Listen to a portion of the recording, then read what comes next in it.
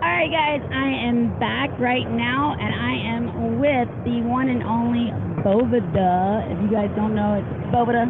Okay, if you guys, I actually want to teach people how to say it properly because I think this is a hilarious situation where you have the most pronunciations for the same word. Now, let me ask you a quick question before we get started. What is the one pronunciation that you have thought has been the most ridiculous one? Well, I have mine that I think Sean might agree, but it came from somebody that called us Boveda. Not sure where the S came from in it, but Sean, do you remember that vividly? I remember it vividly. As a matter of fact, the individual was here about a few minutes ago. Yeah, he was just at the booth. It was hilarious. Every time we see him, it reminds us of that. Oh my God! So do you correct people whenever they say it wrong, or you just let it ride? Most of the time, let it ride. But if it's so egregious, then we have to say something. So another time I remember was somebody on the music industry side said Boveda. Have you heard Boveda? I've heard Boveda, Boveda, Boveda, Bovesta.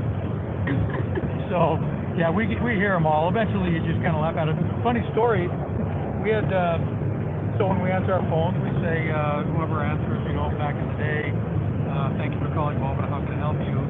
And the person on the other end who called in says, no, it's not Boveda, it's Boveda. And I said, no, you're calling the company. I work here, I really know. And they're saying no. And so there's an argument between the person who answered the phone and this customer. And the person on the line was convinced that it was Boveda and not Boveda.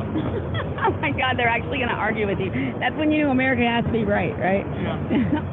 All right, so you guys, please. Okay, so you guys, if you don't know, I've got Tim and Sean here from Boveda Cubics. Is there a? It's Boveda. So we are Boveda. What is Boveda? Boveda is two-way humidity control. So people know us in the packaged form, of course. But Boveda is our brand name, and really, when you want to think about Boveda, what does it mean? It's two-way humidity control. If you look at our logo, you notice arrows in the beam. And those arrows represent really what we do. So we're not a humidifier and we're not a desiccant. We're just as much either one of those things. So we've got two arrows in our logo that suggest the absorption of water vapor or emitting it to create the perfect level of relative humidity for whatever product it is that you're storing. Nice. So what would you say is some of the biggest mistakes that people make on trying to humidify their cigars or taking care of them?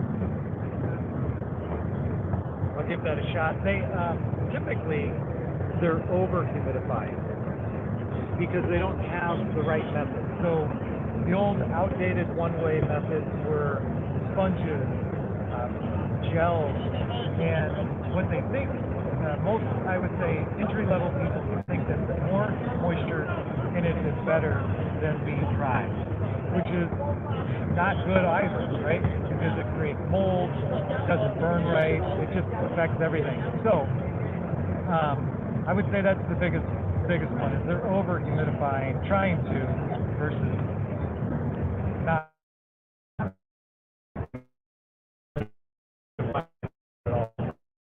Right?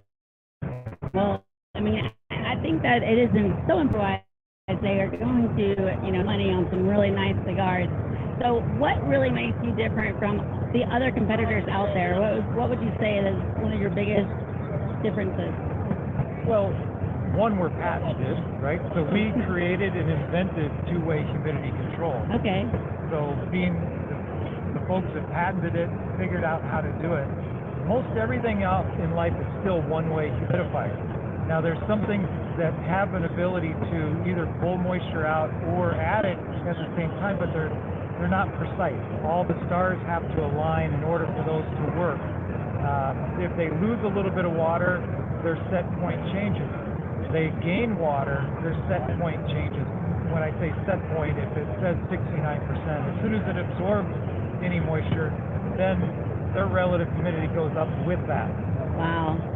Sean, do you want to add anything to that?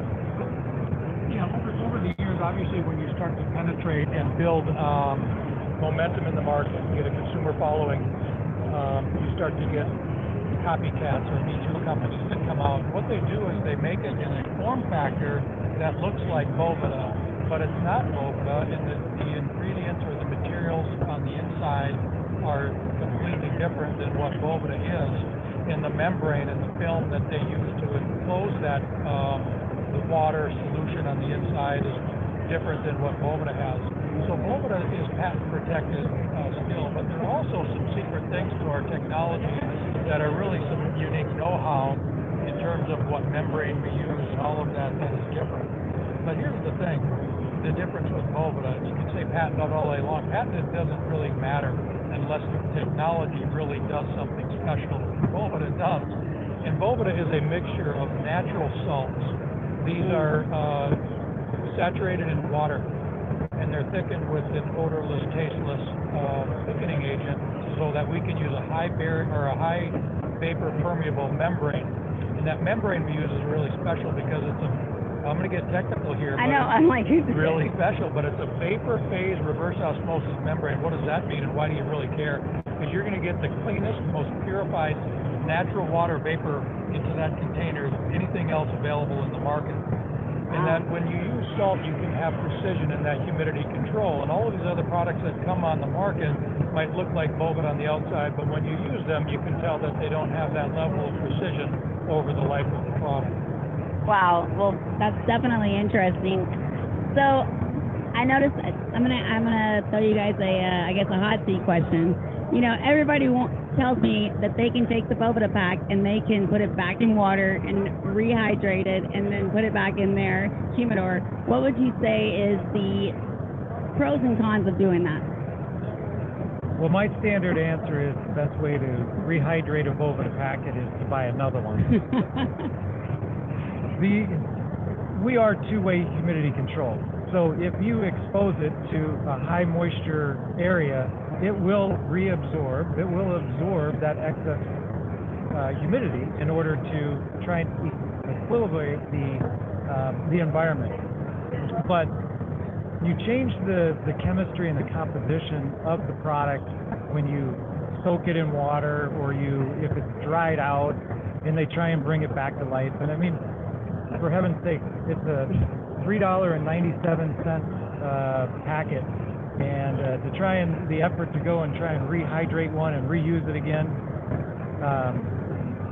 it seems almost meaningless. But well, there's another thing called hygiene, and so eventually you have bacteria, people handling things and so forth. So you want to rehydrate, you want to put it in a bad environment that has mold spores or whatever, because you're putting it in a environment with close to 100% humidity and all of that. You don't want to use your toothbrush for too long. They're designed to get a new one. You don't reuse your Ziploc baggies in the store. They're designed to get a new one, and a lot of that has to do with hygiene, but especially with industry like cigars. So it's yes, you can do it. It demonstrates the performance of the technology, but you're really not going to save that much money, and you're going to introduce far more risks than you are the benefits of a few pennies. Yeah, well, that makes perfect sense to me. And plus, you guys actually make some tools that will help us watch the humidity of the Boveda packs, correct? Well, no. At this point, no. We at one point we had our Butler product that was the smart sensor that you could use to help through an app in the Bluetooth into your phone to know exactly what was happening in your humidor. We discontinued that product recently. However, Cigars International reintroduced it through Bluestream, who is the technology owner, and it is now back on the market. But we've never been a hygrometer company. We went into the sensor business because we kind of geeked out on it and said, how cool is that?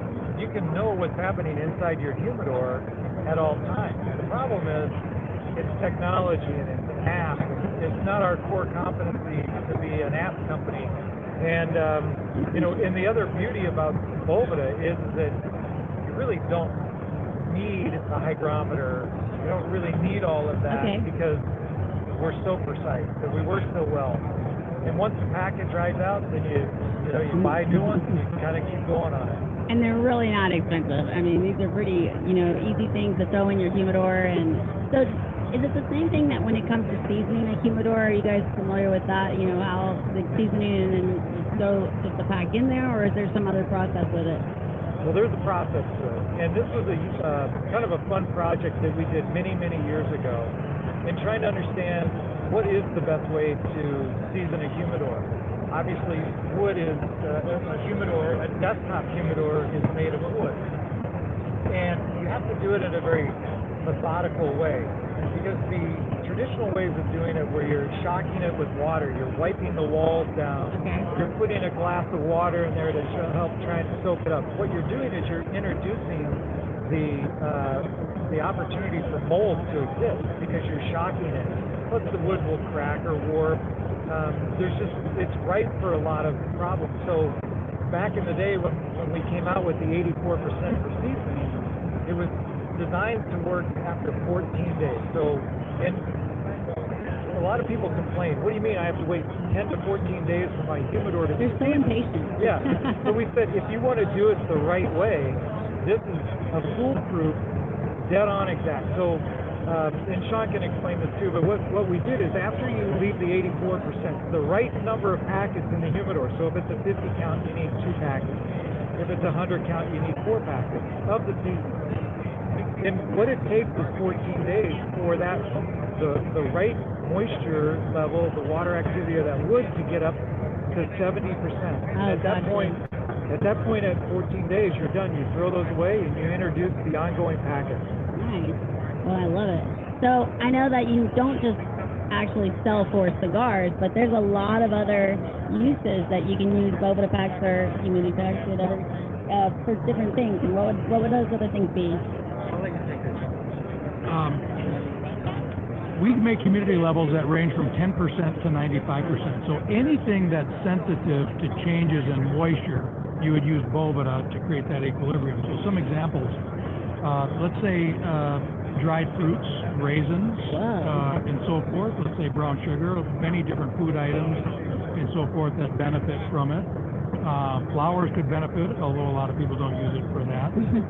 Cannabis is a really big one. So when you look at the worldwide phenomenon and growth and acceptance of the cannabis industry and hemp industry worldwide, that is the little accident there.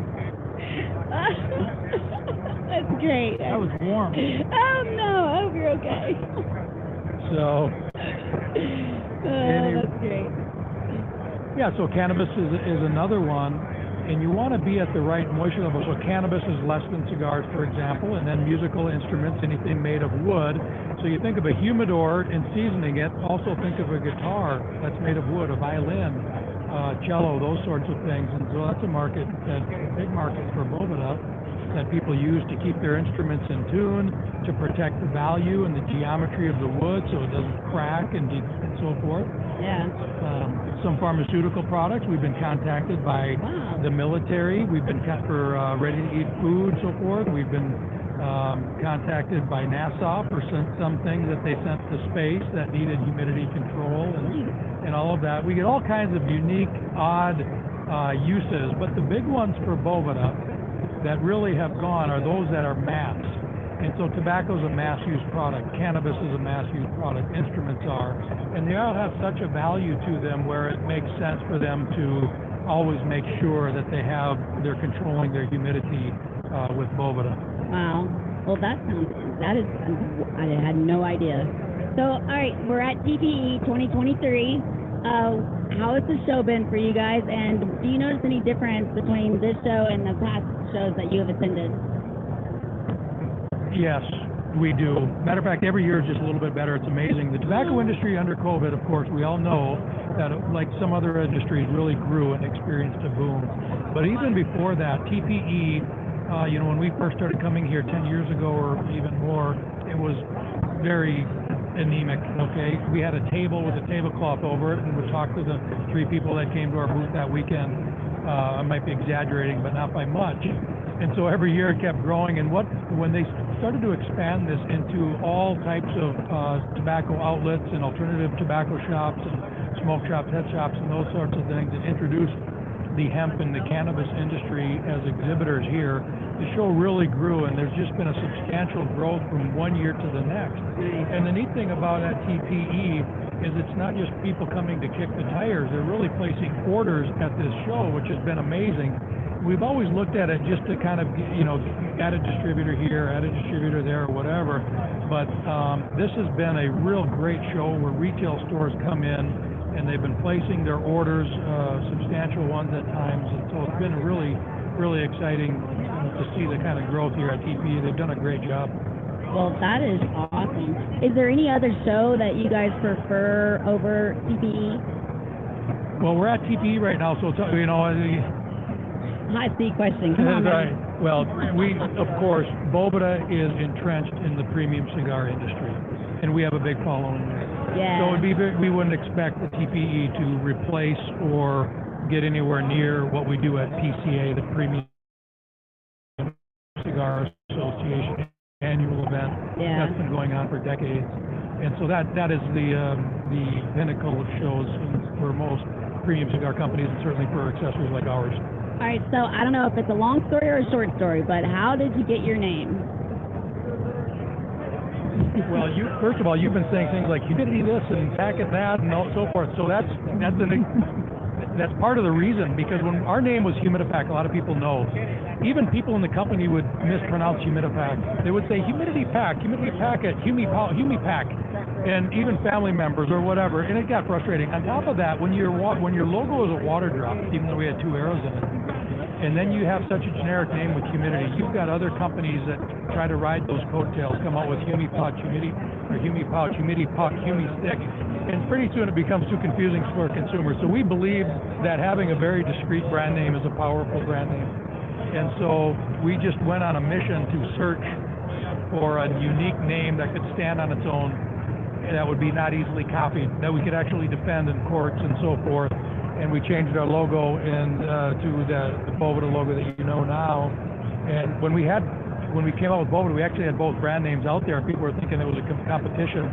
So eventually, what we did is we stopped using Humidipack altogether, and we, although with a few rare exceptions in a couple different markets, but it's all been Boveda. But how did we come up with the name? Yeah. With Boveda, when we launched it for premium cigars, and I'll let Tim add into here, but we really looked at what do we do when you control humidity in both directions. What does it do for the cigar? Well, it really creates an environment for that premium cigar, for the natural oils, the natural sugars that are in tobacco, to blossom and marry together and mellow and to really age over time. Where if you don't control humidity properly, and it's not, humidifier is not what Boveda is. We are humidity control. And if you just humidify, you're creating an environment for that cigar to degrade over time, not to flourish and blossom with age.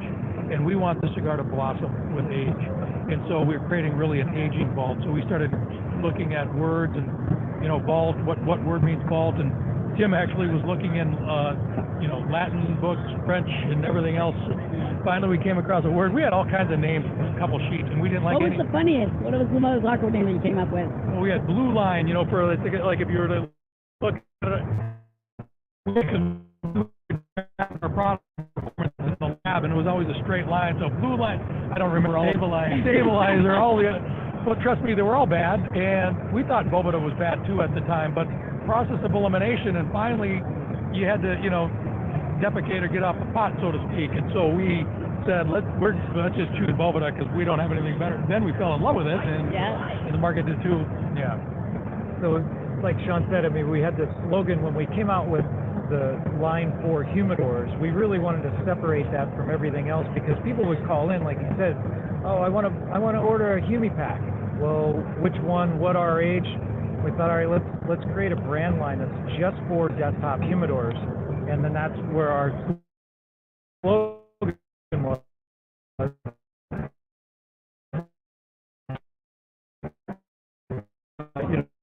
Your humidors through aging vault, and we wanted to create that romance that people get so in love. They collect and they go out and they seek different ones and they store them, and we knew people did that in the cigar market, but we wanted to make it available for everyone to have that opportunity. And vault was just was one of those words, and we started looking, and that's what Boveda means in Spanish is vault. Yeah. And in fact, in the early days, right when we found that word, we were calling it Boveda. No, we were calling it Boveda. Boveda. And But you guys are guilty too. But the way that this is a great story, you'll appreciate this. We were down in the Dominican Republic with Carlito, and we were sharing with him, that this product was going to come out. We found the word. Here's how we're. So when we said that, we said Boveda. He was like, he said, what? We made us say it again. He goes. He kind of gave us a look, and he might even said, you dummies. I think he might even said, you dummies. That's a Spanish word. It's not Boveda, you dummy. Yeah, it's Boveda. But then we just went with Boveda. And so that was part of it. And we got back to the office, told everybody we've been pronouncing our name wrong. Oh, my God.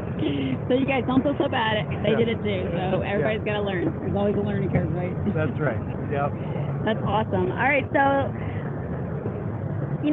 did you always have a one size, or what made you decide to come up with, the smaller packs, the bigger packs, and did you actually think about the brick and mortars to be able to put those in, bags where they could actually send somebody home with great cigars and still keep it fresh?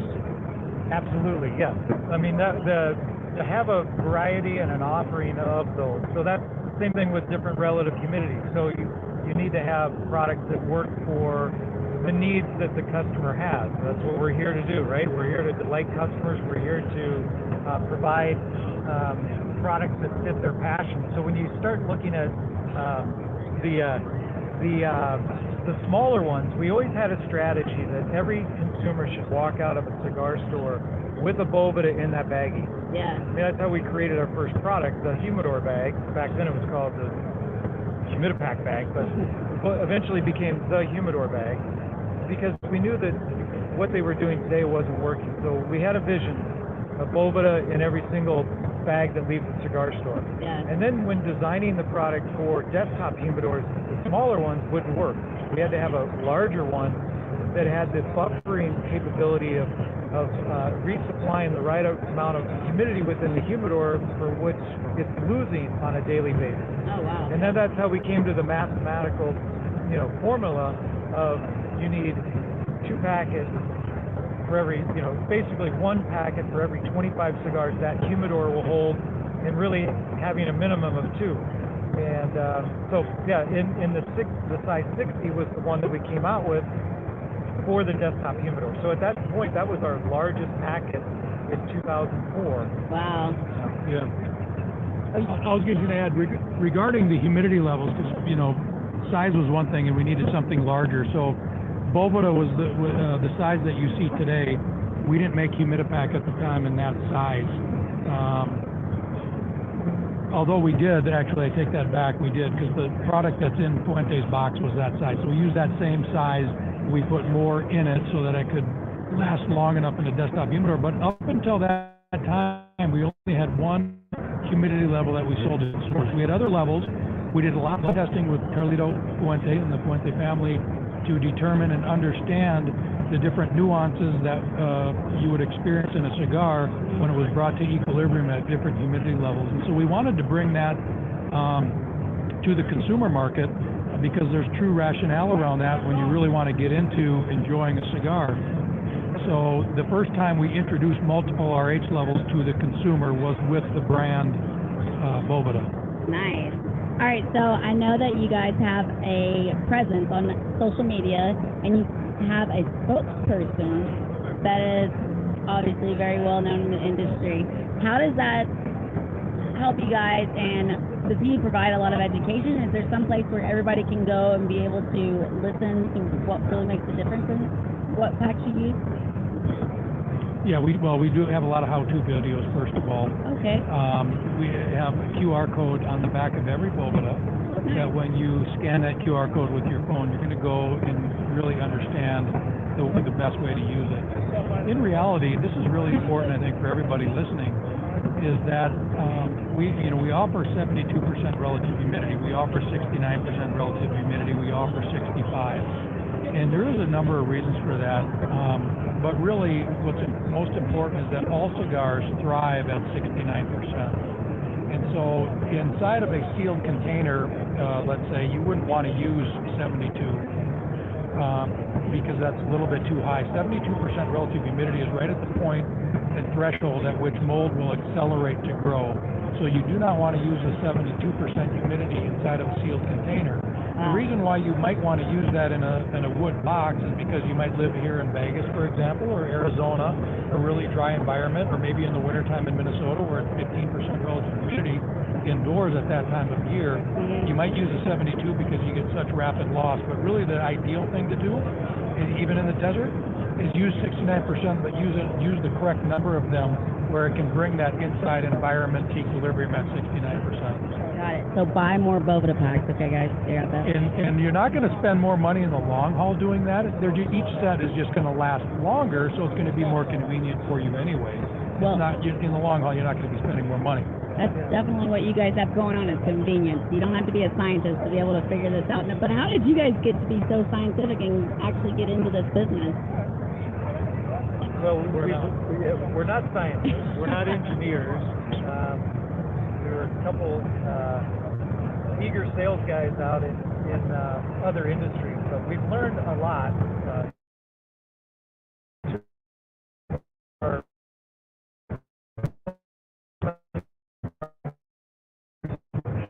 Have food science background. Okay. One was the co-inventors of our technology, and we've learned a lot from them over the years. And trying to be a scientific and a technical company, we really look at ourselves as packaging specialists. So we understand what water activity means in moisture-sensitive products, and that's basically on that side of things. I mean, there's a whole other story of how we got into this business. Yeah. That's a little longer one, and we can get into that.